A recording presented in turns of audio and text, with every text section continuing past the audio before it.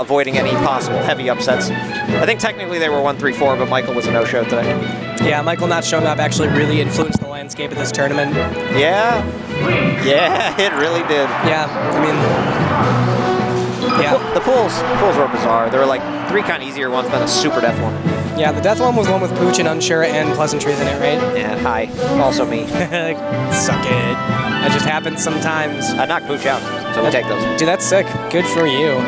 Who'd you play? Puffin, Ness. Shit, okay. Ness is sweet. I played Ness against Andrew. Did well, but not well enough. So anyway, we're underway. We're getting into it.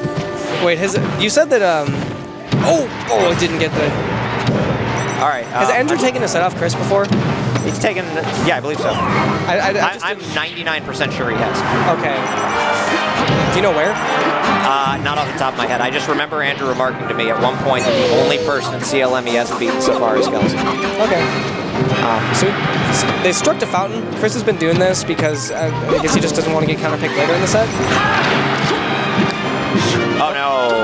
No, he had a huge lead too.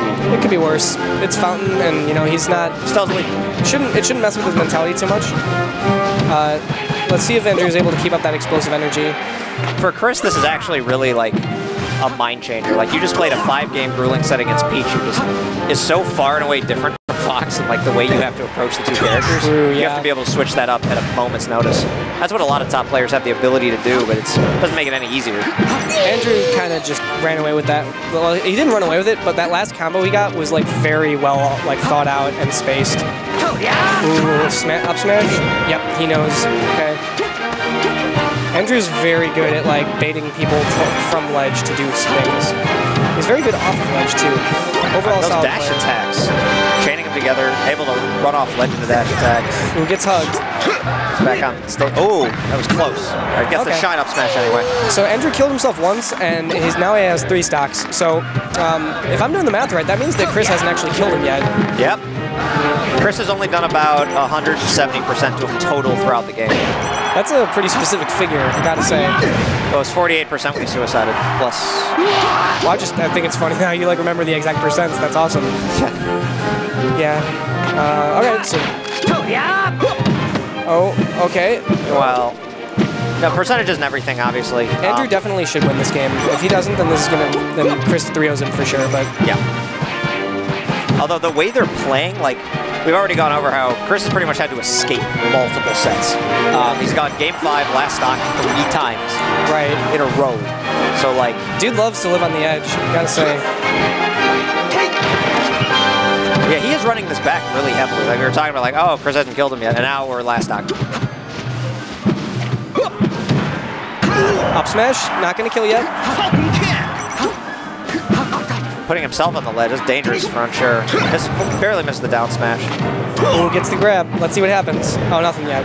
Good grab. All right, this should do it. That was What's happening?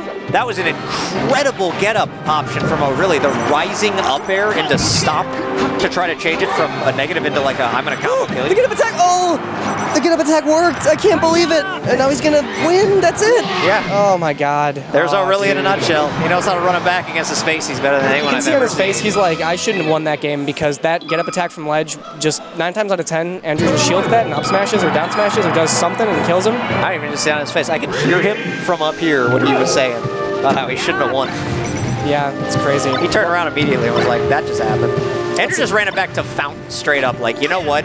No. Well, no, this is where he should go. This is his counter pick, too, so. And, you know, he was winning and should have won, so I totally agree with this. Oh, yeah. Oh, not getting the full punish. Ooh, that's a good... Wow, all right. That was a good reaction from O'Reilly. Kind of covers the ledge with the fallen knee. All right, good. Yep, there's a shine. And O'Reilly doing that thing he does, which is like tradition for him when he plays tournaments. So the longer the tournament goes, he like finds himself even more. He's been making a lot of losers runs lately. It doesn't do anything after the up throw, unfortunately.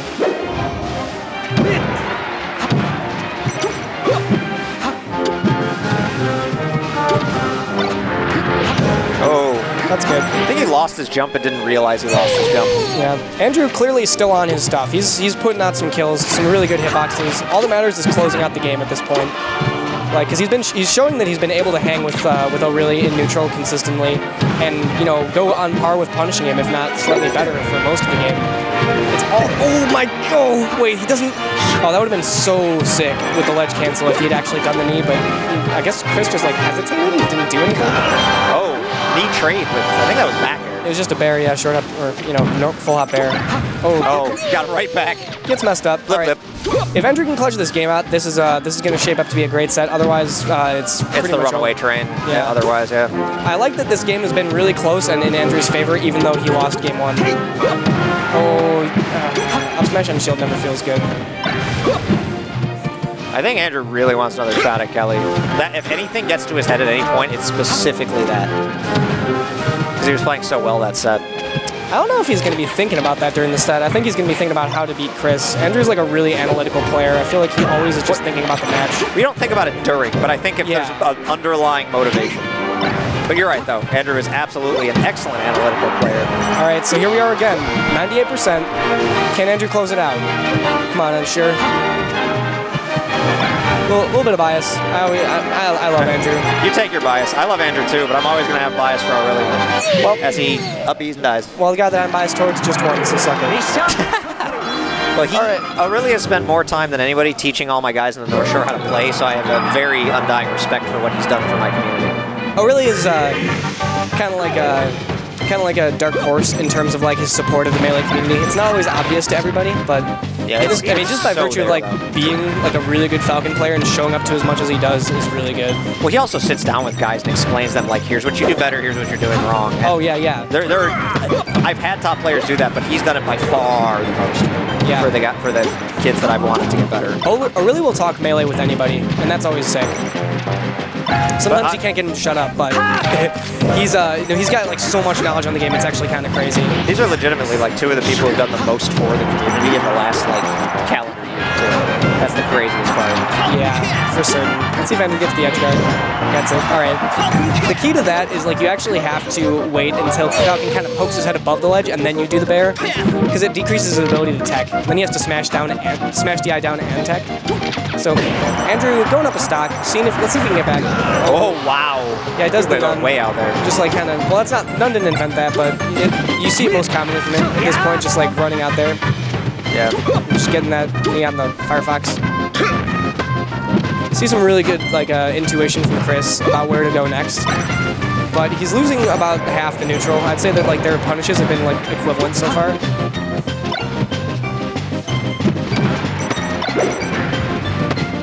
Yeah, I almost don't even want to say that they're playing each other evenly, but that's what the scoreboard's going to show you. Like, well, I mean, who would you say is actually playing better than? I feel like Unsure is playing a little bit more to his peak potential. Like, I really just kind of had like the bizarre, like it was really skillful, but like the comeback game 1. Otherwise, this would be a 2-0.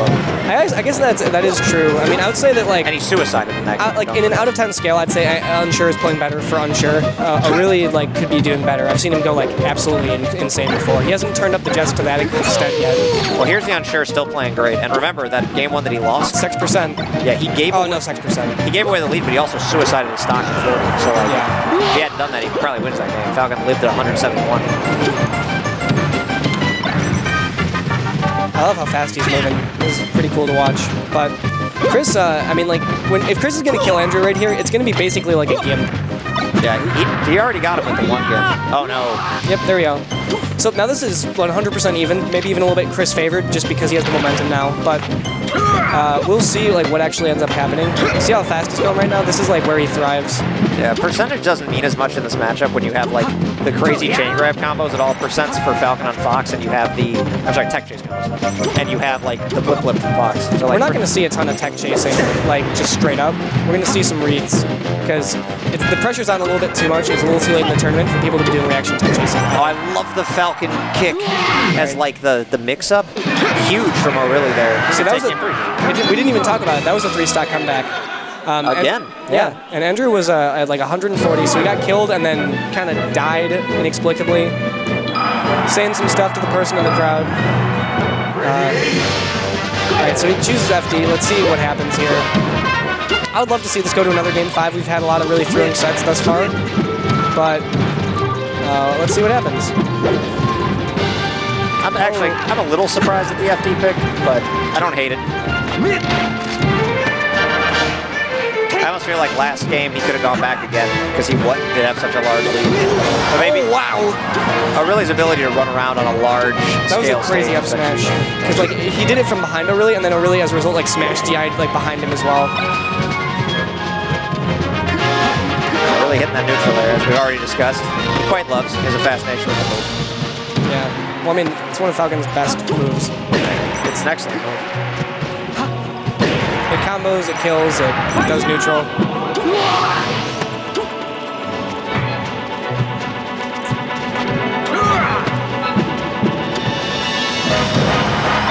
Alright, hits him off.